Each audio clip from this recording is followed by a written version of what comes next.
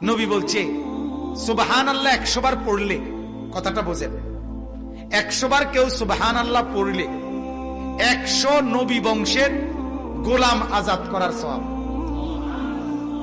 আলহামদুলিল্লাহ 100 বার পড়লে আল্লাহর নবী বলেন 100 ঘোড়া আল্লাহর রাস্তায় যুদ্ধের জন্য দান করার সওয়াব।